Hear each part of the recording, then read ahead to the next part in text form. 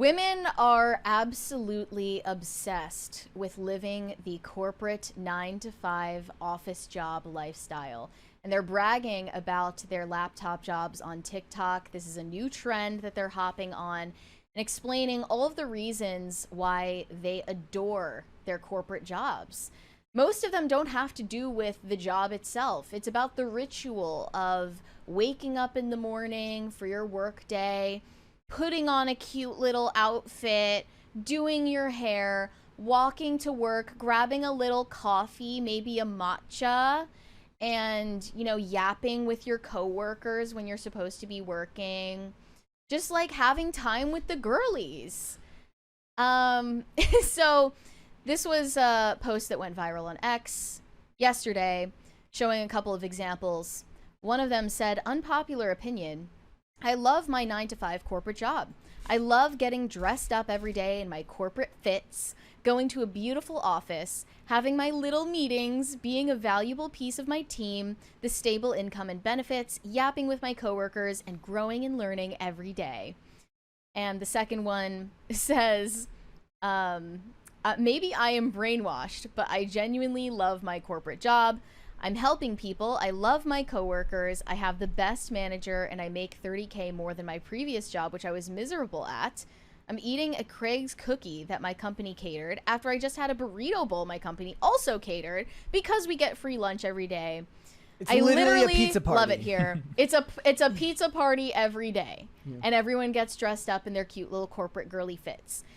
Jack Posobiec responded to this saying, the corporate propaganda is cracking.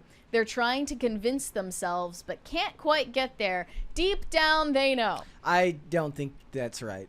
I think they 100% love it. They love His theory is that they're overcompensating. They're trying to convince themselves they love the corporate life, but in reality, they're miserable cat ladies. But the thing is that's the conservative cope, right? Yes. Is that like it's the same thing whenever we talk about like some girl who's acted in a bad way, and everyone's like, she's gonna end up alone with 30 cats, and no, not usually. Well, not usually. I find it amusing that posts like this perfectly manage to rage bait both sides of the political spectrum, because on the right, you're of course going to have a bunch of people saying this is anti-natalist propaganda. It's a Rorschach test. It's like whatever your focus is where your brain will go for something like this. So my initial thought was like, seems like anti-family propaganda, but look, they just love their jobs and they don't know any different. Right. The right is saying this is, anti-family. It's women choosing their careers over starting families. And then on the left, they're saying you're a corporate slave in your wage cage, serving billionaires who don't care about you and are exploiting your labor. So literally no one is happy seeing this other than the corporate girlies themselves.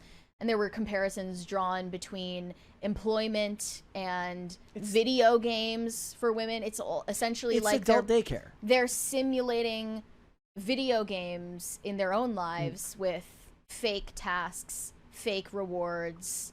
It's satisfying for them. It just gives them that dopamine hit that they need. I just want to know where the line is, because first they called us chopped like 30 minutes ago. Now they're taking our cushy white collar jobs. I mean, what next? They're going to start driving? I mean, this is getting out of control. I found several other examples. I love my corporate job. I make well over 6 figures, can buy anything I want whenever I want, have health care, a steady routine, financial stability for my family, and more successful than any man I've ever met. I am my own rich man, and that feels good. See, that's the merging of the feminist propaganda and the corporate propaganda that brings you together to create one very, very independent, very, very boss bitch. Another one said, this may be unpopular, but I love my 9 to 5 job so much. I love getting all dressed up in cute corporate fits and doing my hair and makeup, my early morning coffees, more coffee with coworkers at 10 a.m., stable and secure work, building up my resume and skills, being in a beautiful office and building financial security. I love being a corporate girly. Heart emoji. And all the stability talk and the insurance and the benefits. It's all secondary. It's the lady's eating the cookie. That should be my cookie. I think it's the I stability. feel robbed of my inheritance. I think it's the stability. That's what really attracts them to it. No, it's the stability and the routine. They've been feminizing the offices for a while. Like you look in the 90s and they were like doing like coke and like railing lines on the on the desk. Like you have a disagreement on a deadline, you just go in the parking lot and just, like shoot each other. And then now these ladies are getting back then we sent the secretaries to go get the cocaine for us. Now I have to go get the cocaine myself. Yeah, they're like, oh yeah, Dave from accounting, he's done. There's a morgue down there. And then now they're eating cookies and drinking coffee and having free lunch. Like, what's going on? Can we return to the days where they just duke it out? This is the men can get back at them in these offices by just turning the air conditioner up. That's all they have to do. Right. Go in there and ruin their fit by making them have to wear long sleeves when all of their summer outfits don't have a place for a long sleeve shirt. Put them on the defensive, gentlemen. Can you imagine being in marketing at Brooks Brothers, seeing these TikToks come through, just watching your brand just dissolve, your entire base just slipping through your fingers? She's calling us her corporate. She's wearing jeans. Yeah. That's like what a GI wore in the 50s, and now this is a corporate It's truly been a downfall of office attire, for sure. So... but that's what most of these videos are about. They're not about the actual work that they do. Yeah, they it's don't about mention the routines. It's about the outfits. It's about the hairdo. It's about being friends with your coworkers. This is what happens when nobody goes to nightclubs anymore. Drinking little beverages and answering email. It's all just pure ecstasy for them. This person says corporate jobs are the new mental institutions keeping BPD bitches safe and productive. It's like a new brand of natural selection. But it's true. Like, there is something really nice about the corporate job. Yeah. Like, you kind of miss that at Timcast. It's like you go in, you got your coworkers, you get your, like, oh, there's donuts, like the highlight of your day. You, like, look over, someone sends, like, an email, and you're like, can you believe this guy? Oh, what an idiot. What a moron. I tell her all the time. Like, the guy who makes the videos, the boring videos of him getting up and going to his 9-to-5 job. He gets up. He looks dead inside. Yeah. He gets up. He goes to his job. He very daintily takes his laptop out. He sets it down, and he goes home. But he goes home to a house. And he's got a high-paying job that's predictable. He gets off work at the same time every day. This is why I say I want the laptop job. I don't want unpredictability with work. I want stability. And you know, so I maybe I don't identify with like the whole routine of picking their outfits and the way they've kind of turned it into adult daycare, but the stability aspect of it, I 110% get. Stability, and you know, because he's dead inside, he knows he's a loser, the Hubs Life guy, and he goes to work, and it's filled with people like him. So you know the camaraderie at that office is like the 101st Airborne. He's not a loser. He is society's winner. He is. You know, whatever they tell him, like that just sounds sick. You just go in there, everyone knows we're not going anywhere. This is it. And that would be sick. The camaraderie would be nuts. I can't stand the Hubs Life guy, and I think it's because the point of his content is to stifle anyone's desire for anything more than the corporate 9-to-5 life. Yeah. And you know, there should be more to your life than that. Absolutely, you should desire more than that. And there's nothing wrong with finding a sense of purpose in work, but that should not be something we're trying to normalize. Your world should be that small. You should dream a little bigger than that. It's 90 seconds of you just telling you that's an unpopular That's opinion. algorithmically curated content where he's not going to share with you whatever else and by the way, does in his free he time. quit his job. Yeah, and does content full now time. just goes to offices and records himself pretending to work on a laptop for his influencer job, which he always wanted. He would just pump out 90 seconds a day of just him convincing you to give up. Yeah, that's what he would do. That's He's what like, it was. Dude, just pack it. What are you going to be like? You know, what are you going to be, Rachel Ray, have your own cooking show? No, give up. This is it. That's all there is. And it's like, okay, well, you know what? That's fair enough. Hustle James says, bro, you got the ultimate laptop job. What? Actually, you're proving me correct, because if I had a laptop job, I wouldn't have somebody telling me via a comment section that I have a laptop job. So he has a desktop job. I have a desktop job. Like this is a full-size computer. Yeah. This reminded me of the new meta for women in the workplace. All of these women on social media aspire to have a pink collar job, and this is a term I brought up on the show before. But it's not white collar, it's not blue collar, it's pink collar work. That basically refers to any job in a field or position that is female dominated, or a pink collar job could describe one that allows you to interact with mostly other women as a woman. So it's like the ideal job. For them, it seems to be the easiest one for them. Examples being teachers, nurses, social workers, but also, on the other hand, hairdressers, estheticians, nail techs, makeup artists. The pros include perhaps, that you can be your own boss, set your own schedule. It can be flexible for your lifestyle, especially if you're a mom. And also you're going to spend time mostly around other female coworkers or clients. Yeah. But the cons, they say, are that these jobs are they're considered less impressive or respectable by society. And they also tend to be paid very little when you compare it to the education requirements, especially for teachers or nurses.